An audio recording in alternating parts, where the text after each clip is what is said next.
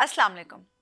वज़ीर तवानाई अवैस लगारी ने आज एक ऐसी स्टेटमेंट दी है कि मैं मजबूर हो गई कि आज मैं इस मौजू पर गुफ्तगू करूं और आपसे भी शेयर करूं कि पाकिस्तान में बिजली इतनी सस्ती होने जा रही है कि लोग ना सिर्फ ये कि दिन में बिजली आसानी से इस्तेमाल कर सकेंगे बल्कि रात के लिए वो अपनी बैटरीज में उस बिजली को स्टोर कर सकेंगे और रात को लोग बैटरीज पर बिजली इस्तेमाल करेंगे।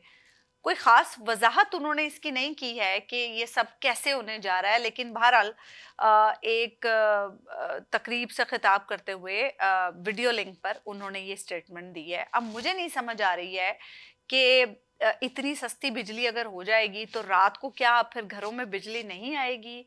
लोग दिन में जो बिजली सस्ती इस्तेमाल करेंगे वही बैटरीज़ में कन्वर्ट करेंगे और फिर रात में बैटरियों पर चलेगा। तो ये तो वही सोलर वाला ही सिस्टम लग रहा है, या फिर उनका इशारा कहीं यही तो नहीं है कि हर घर में सोलर ही होगा और सोलर पर तो कोई चार्जेस नहीं होते, सस्ती बिजली होती है और सिर्फ वही सोलर के चार्जेस जो हर घर को बर्दाश्त करने पड़ेंगे। बहरहाल ज़रा उनकी स्टेटमेंट पे हम बात कर लेते हैं।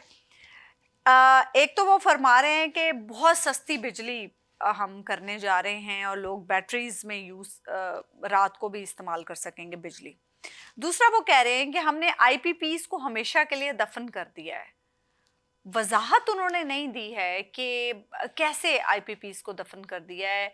हमें तो अभी इस साल की भी कैपेसिटी पेमेंट्स आईपीपीज को देनी है जो अराउंड 1.9 ट्रिलियन बताई जा रही हैं कि वो कैपेसिटी पेमेंट्स हमारे ज़िम्मे वाजिबुल अदा हैं जो हमने आईपीपीज को अदा करनी हैं। तो कैसे हमने आईपीपीज को दफन कर दिया है, ये वजाहत उन्होंने बिल्कुल नहीं दी है। हाल बता उन्होंने ये बताया है कि हम मज़ीद 10,000 मेगावाट के आईपीपीज लगाने जा रहे थे, लेकिन हमने ये मंसूबा रोक दिया है और हुकूमत अब आईपीपीज से निकल गई है। अब हो सकता है कि जो मज़ीद आईपीपीज की तरफ जाने का, जैसे कि वो बता रहे हैं कि हम जा रहे थे लेकिन हमने वो मंसूबा स्टॉप कर दिया है, वो रोक दिया है, तो शायद इसके बारे में वो कह रहे हों कि हम आईपीपीज से निकल गए हैं। साथ ही साथ उन्होंने एक और बात की है, उन्होंने ये बताया है कि हम अगले 2 साल में बिजली कंपनीज को प्राइवेट कर देंगे और वो कंपनियां जो हैं वो अपने स्मार्ट मीटर्स लाएंगी और इस तरह से ये सिस्टम चलेगा। मुझे नहीं समझ आ रही कि बिजली कंपनीज अगर प्राइवेट हो जाएंगी तो वो कैसे काम करेंगी। आईपीपीज नहीं होंगे तो बिजली कहाँ से प्रोड्यूस होगी, कौन बिजली प्रोड्यूस करेगा और हुकूमती सतह पर इसमें क्या किरदार होगा। मेरे ख्याल से उन्हें ज़रा वजाहत से खुल के डिटेल्ड इस पे कोई स्टेटमेंट देनी चाहिए थी ताकि लोगों को समझ आती। तो ऐसा लग रहा है ट्रक की एक बत्ती है और उसके पीछे लोगों को लगा दिया है कि लोग भी उम्मीद का एक दामन थाम के बैठ जाएं कि ओहो अच्छा बिजली सस्ती होने जा रही है, अच्छा इतनी बिजली होगी कि हम बैटरीज में स्टोर करके रात को भी इस्तेमाल कर सकेंगे, अच्छा आईपीपीज नहीं होंगे, यानी बिजली में ये जो हमें बिजली के बिल में तरह तरह के टैक्स आ रहे हैं, जो हमें कैपेसिटी पेमेंट्स जो हमारे बिलों में लग के आ रही हैं वो हमें नहीं देनी पड़ेंगी। अच्छा ये जो हर महीने हमें कहा जाता है कि ये कैपेसिटी चार्जेस जो हैं वो मार्च के बिल में हमें देने पड़ेंगे, जबकि हम उस वक्त नवंबर के मंथ में चल रहे होते हैं, लेकिन मार्च से हम कैपेसिटी पेमेंट अदा करना शुरू कर देंगे क्योंकि इतनी कैपेसिटी पेमेंट्स बढ़ गई हैं, क्योंकि हमें जो आईपीपीज को कैपेसिटी पेमेंट्स देनी पड़ती हैं वो डॉलर में पे करते हैं। हम बहुत अमीर मुल्क हैं, हम इतने रईस लोग हैं कि हमने जब इन आईपीपीज के साथ मुआहदे किए तो हमने उन्हें कहा हम आपको रुपए में नहीं कैपेसिटी पेमेंट देंगे, हमारी शान के खिलाफ है, हम इतने अमीर, हम इतने रईस मुल्क हैं कि हम आपको डॉलर में कैपेसिटी पेमेंट्स देंगे, आप आए तो सही, आप देखें तो सही कि हमारे पास क्या क्या कुछ है। तो अब जैसे जैसे हमारा बेचारा रुपया डी वैल्यू होता है तो वो जो डॉलर्स की कैपेसिटी पेमेंट है वो मज़ीद बढ़ जाती है और इसीलिए पिछले साल की जो फिस्कल ईयर 2024-2025 था उसमें हमने 1.8 टू 1.9 ट्रिलियन कैपेसिटी पेमेंट्स की मद में अदा किए हैं और ये रिकॉर्ड इंटरनेट पर मौजूद है। आप चेक करें कि हमने इन सालों में 2024-25 के फिस्कल ईयर में हमने 1.8 टू 1.9 ट्रिलियन जो है वो कैपेसिटी पेमेंट्स के मद में दिया है। तो अब इस साल में भी हम पर अराउंड 1.9 ट्रिलियन जो है वो कैपेसिटी पेमेंट्स के मद में ड्यू है जो हमने अदा करना है। तो कैसे आप कह रहे हैं कि हम आईपीपीस को हमने दफन कर दिया है, हम आईपीपीस से निकल गए हैं। इस वक्त जो पाकिस्तान में जिनकी ये जो पावर प्रोड्यूसर कंपनीज हैं जिनकी, वो तो सब बड़े बड़े लोग हैं।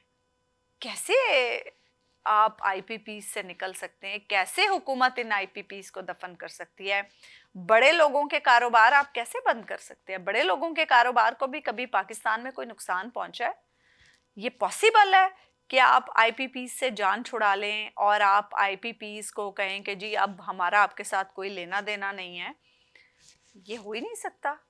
पता नहीं कैसे, मुझे नहीं समझ आ रही कि वो कैसे कैसे कह रहे हैं कि हम मौका दे रहे हैं कि प्राइवेट कंपनियां आएं और अपने स्मार्ट मीटर्स लाएं और लोगों को सस्ती बिजली दें। मुझे नहीं समझ आ रही किस कैपेसिटी में क्या मंसूबा है कि जिसके तहत वज़ीर तवानाई अवैस लगारी साहब ने इतनी बड़ी स्टेटमेंट दे दी है और लोगों को पता नहीं ट्रक की बत्ती के पीछे लगा के, आवाम को तो वैसे ही बेवकूफ़ समझते हैं, तो पता नहीं क्यों ऐसी वो बातें कर रहे हैं, मुझे नहीं समझ आ रही।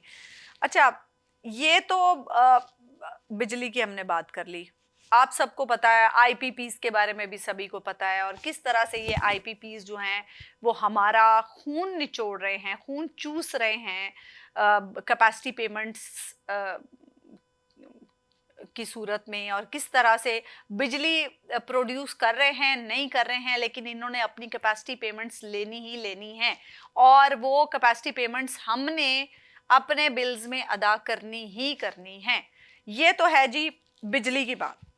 अब ज़रा आते हैं पेट्रोल की तरफ। पेट्रोल अभी रिसेंटली आपको पता है कीमत बढ़ी है और अब 415 रुपये अप्रॉक्सीमेटली पेट्रोल की कीमत है। वो अलग बात है कि मुख्तलिफ पेट्रोल स्टेशंस पर मुख्तलिफ कीमतों में पेट्रोल मिल रहा है। जो मेरे घर के आसपास पेट्रोल स्टेशंस हैं वहाँ पर तो 418 रुपये फी लीटर मिल रहा है और हाई ऑक्टेन जो है वो अराउंड 420 मिल रहा है। उससे बेहतर है बंदा हाई ऑक्टेन डलवा ले। खैर बहरहाल, अब जो पेट्रोल की सूरत हाल है, आज जी सेनेट की कायमा कमेटी का जो इजलास हुआ उसमें ये बताया गया है और उसमें जो हमारे वज़ीर मुमलिकत हैं अली परवेज़ मलिक साहब, उनकी तरफ से ये बताया गया है कि हम जो है पेट्रोल जो महंगा हो रहा है पाकिस्तान में, वो इसलिए महंगा नहीं होता कि आलमी मंडी में पेट्रोल की कीमतें बढ़ जाती है। ये वैसे उन्होंने नहीं बात की, उन्होंने लेवी की बात की, वो उसकी तरफ भी मैं आती हूँ। जो इस वक्त पाकिस्तान में पेट्रोल की कीमतें बढ़ रही हैं वो पेट्रोलियम मसनूआत की कीमतें आलमी मंडी में बढ़ रही हैं, इसलिए महंगा नहीं हो रहा। वो इसलिए महंगा हो रहा है, अगर आलमी मंडी के अकॉर्डिंगली हम कीमतें बढ़ाएं ना और ये लेवी को एक साइड पे रख दें और जो बाकी टैक्सेस हुकूमत लेती है उसे साइड पे रख दें, तो भी हमारा पेट्रोल जो है वो इतना महंगा कभी नहीं हो सकता। चाहे आलमी मंडी में कीमत 115 रुपये $115 फी बैरल पे ही क्यों ना चली जाए। लेकिन जो उन्होंने बताया अली परवेज़ मलिक साहब ने वो बड़ा दिलचस्प है। वो ये उन्होंने बताया कि जी पेट्रोल की कीमतों में इजाफा इसलिए होता है क्योंकि आईएमएफ ने शर्त लगाई हुई है कि हम पेट्रोलियम लेवी जो है वो वसूल करेंगे और हम पेट्रोलियम लेवी जो है वो बढ़ा रहे हैं, तो इसीलिए पेट्रोल महंगा हो रहा है। जब उनसे सेनेट में की कायमा कमेटी में मौजूद जो दूसरे मेंबरान थे उन्होंने पूछा कि हमें ज़रा बताएं कि क्यों ये पेट्रोलियम लेवी आपको बढ़ानी पड़ी है, तो उन्होंने कहा कि बजट में आईएमएफ ने हमारे साथ डिसाइड किया था कि जो पेट्रोलियम लेवी होगी वो 80 रुपये रखी जाएगी, 80 रुपये फी लीटर रखी जाएगी। तो पहले तो हम इतनी ले रहे थे, लेकिन जब ये ईरान जंग छिड़ी और उस जंग की वजह से हालात गड़बड़ हुए तो उसमें फिर अब आईएमएफ ने भी हमें कह दिया है कि अब आपने जो पेट्रोल और डीजल पर लेवी लेनी है वो 80 रुपए नहीं होगी, अब वो डबल हो जाएगी, अब वो 160 रुपए फी लीटर होगी। तो इस वक्त जब अभी रिसेंटली पेट्रोल की कीमत बढ़ी है तकरीबन 14 रुपये, और हम इस वक्त भी पेट्रोल पर 117 रुपये फी लीटर लेवी दे रहे हैं, तो आप लोग तैयार हो जाएं कि आने वाले दिनों में जो बाकी 43 रुपये रहते हैं आईएमएफ की शर्त के मुताबिक 160 रुपये लेवी होनी है ना, इस वक्त 117 रुपये हम दे रहे हैं, तो 160 रुपये हमने आईएमएफ की शर्त के मुताबिक देनी है, तो 43 रुपये इजाफी अभी हमारी तरफ रहते हैं। और ये हुकूमत जो है वो आने वाले दिनों में वो 43 रुपये इजाफी लेवी भी हमसे वसूल करेगी। तो आप लोग तैयार हो जाएं कि अब आप पेट्रोल पर 160 रुपये फी लीटर लेवी अदा करेंगे। तो आने वाले दिनों में मुझे लगता है कि पेट्रोल की कीमत अराउंड, क्योंकि आलमी मंडी में भी तो कीमतें बढ़ रही हैं ना, जैसे ही वो ट्रम्प साहब इधर कोई बयान देते हैं, आज उन्होंने ईरानी तजावीज़ को मुस्तरद किया तो साथ ही उधर पेट्रोल की कीमतें बढ़ गई आलमी मंडी में, तो फिर इस तरह से भी वो कीमतों का भी हुकूमत वसूल करेगी और फिर लेवी की सूरत में भी वसूल करेगी। तो मुझे लगता है 500 या शायद इससे ऊपर ही हम चले जाए। तो ये हालात अब होने जा रहे हैं पाकिस्तान में। तो एक तो ये, और दूसरा चले माना कि आपके पास, आप में इतनी अहलियत नहीं है, आप में इतनी सलाहियत नहीं है कि आप इनकम टैक्स वसूल करते हैं सैलरीड पर्सन से, आप हर तरह का टैक्स वसूल करते हैं आम कंज्यूमर से, मतलब एक माचिस के डिबिया से लेकर साबुन से लेकर पेस्ट से लेकर शैम्पू से लेकर हर चीज़ जो हम अपने घर में इस्तेमाल करते हैं, खाने पीने की हर चीज़ पर तरह तरह के सर्विसेज टैक्स हम देते हैं। कहीं हम खाना खाने जाएं वहाँ पर हम सर्विसेज टैक्स दे रहे हैं, उसके अलावा कपड़े ख़रीद रहे हैं उस पर हम टैक्स दे रहे हैं। गर्ज़ ये कि इस वक्त हमारे पास कोई ऐसी फैसिलिटी नहीं है, कोई ऐसी चीज़ नहीं है जो हम अपने लिए ख़रीदते हैं और उस पर हम टैक्स नहीं देते हैं। जो बिल हमारे घर में आ रहा है उस पर हम टैक्स दे रहे हैं, खा वो पानी का बिल है, खा वो बिजली का बिल है, खा वो टेलीफोन का बिल है, खा वो मोबाइल का जो हम रिचार्ज करते हैं उस पर भी हम टैक्स दे रहे हैं। कोई ऐसी चीज़ नहीं है जिस पर हम टैक्स नहीं दे रहे हैं। उसके बावजूद ढिटाई और बेशर्मी, पार्डन माय वर्ड्स, लेकिन ढिटाई और बेशर्मी आप हुकूमती मुशीरों की ज़रा मुलाहिज़ा फरमाएं कि टीवी पर बैठ के कहते हैं कि अवाम हमें टैक्स नहीं देती, अवाम हमें टैक्स नहीं दे रही, और अब हमने टैक्स तो इकट्ठा करना है ना। हमारी नाअहली और हमारी जो आप कह लें कि क्या ही मैं लफ्ज़ इस्तेमाल करूं अब यहाँ पे, कि नाअहली आपकी है कि आप मईशत चला नहीं पा रहे और आप आगे से कह रहे हैं कि अवाम हमें टैक्स नहीं देती है, तो फिर हमने लेवी लगा के टैक्स इकट्ठा करना है ना। तो हमने बिजली पर टैक्स लगा के तो फिर टैक्स इकट्ठा करना है ना। कौन सी ऐसी चीज़ आप इस मुल्क में हमें दे रहे हैं? मेरे ख्याल से अगर कफन भी खरीदने जाते हैं ना, कफन का कपड़ा भी, तो उस पर भी टैक्स देते हैं हम। अब तो मुझे लगता है कि कबर बल्कि कबर खुदवाने का भी मुझे पता चला है कि मुख्तलिफ कब्रिस्तानों में मुख्तलिफ रेट्स हैं और काफ़ी हाई रेट्स हैं वहाँ पर भी। तो मुझे लगता है कि कबर पर भी शायद अब वो QR कोड रख दिया जाएगा कि इसको स्कैन करें और आप अपना टैक्स पे करें और उसके बाद कब्र में दफन हो। तो ये हालात तो हो चुके हैं। सोलर पे आप टैक्स लगा रहे हैं कि जी जो सूरज की रोशनी भी इस्तेमाल कर रहा है बिजली बनाने के लिए वो भी टैक्स दे।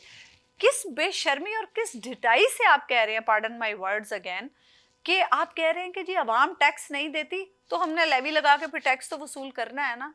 ये जो पार्लियामेंटेरियंस को तनख्वाहें आप बढ़ा रहे हैं 300 400%, जो इनको फ्री में बिजली के यूनिट्स मिलते हैं, सारे जो हॉली काउज हैं, जिन अनटचेबल्स हैं, जिनको आप मुफ्त के बिजली के यूनिट्स देते हैं, जिनको आप गैस फ्री देते हैं, जिनको आप घर फ्री देते हैं, जिनको आप मुलाजमीन फ्री देते हैं, जिनको रिटायरमेंट के बाद भी आप पेंशन्स, लाखों की पेंशन्स देते हैं, जिनको आप रिटायरमेंट के बाद भी जिनके घरों में मुलाजमीन काम कर रहे होते हैं, उनसे भी टैक्स लें ना। सारा टैक्स हम लोगों ने देना है, सारा टैक्स हमारी जिम्मेदारी है। अब पता नहीं हमने कब तक इस मुल्क में टैक्स देते ही रहना है और कभी किसी से कोई पूछना नहीं है कि भाई कब तक ये टैक्स हमसे लोगे, कुछ खुद भी करो। कुछ खुद भी हिस्सा डालो इस मुल्क के की मईशत में, या सारा हिस्सा अवाम ने ही अपना खून निचोड़ के डालना है इस मुल्क की मईशत में? कुछ समझ नहीं आ रही कि क्या होना है। और मुझे तो नहीं लगता, इस हुकूमत को तो शर्म नहीं आनी। इस हुकूमत को तो ये पता चल गया है कि ये आखिरी बार है जब हम हुकूमत कर रहे हैं, क्योंकि अगर इसके बाद कभी कोई इलेक्शन होता है, अगर होता है, वैसे लगता नहीं है मुझे, अगर हुआ भी तो वो फॉर्म 47 वाला इलेक्शन ही होगा यकीनन। तो अगर कोई इलेक्शन होता है और उसमें अवाम की कोई राय काउंट होती है, तो फिर शायद इनको ये डर हो कि हमारी बारी नहीं आनी और ये हमारा लास्ट टेन्योर है। तो शायद इसलिए ये लगे हुए हैं कि जितना समेट सकते हैं समेटो, जितना इस अवाम का खून निचोड़ सकते हो निचोड़ो, और बस चलते बनो। लेकिन पता नहीं अब क्या बनना है इस मुल्क का। ऑपोजिशन भी, अब मैं क्या ही कहूँ, सत्तू पी के सो रही है। चलो आप लोग इमरान खान के मामले पे नहीं निकल सकते बाहर, आपको डंडे पड़ते हैं, आपको गोलियां लगती हैं। महंगाई के मामले पे, अवामी मसाइल के मामले पे ही बाहर निकल आओ भाई। इस पर तो एहतजाज कर लो, इस पर तो कोई ऑपोजिशन होने का रोल अदा कर लो, पार्लियामेंट में कोई आवाज उठा लो इस पर। पता नहीं अवाम भी चुप बैठी है, अवाम भी कुछ नहीं कह रही है, अवाम भी कोई आवाज़ नहीं उठाती है, कोई एहतजाज कुछ इस पर नज़र नहीं आता है। पेट्रोल महंगा हुआ, सब लोग एक रात पहले लाइनों में लग के पेट्रोल की टंकियां भरवा रहे होते हैं, जैसे अगले दिन पेट्रोल महंगा हो जाएगा और वो टंकी जैसे उनकी फिर सदियों चलनी है। मुझे नहीं समझ आ रही कि क्या होना है हम सबका। अल्लाह ही बेहतर जानता है और अल्लाह ही बेहतर करने वाला है, अल्लाह ही बेहतर कारसाज है। मुझे इजाज़त दीजिए, अल्लाह ने के बाद।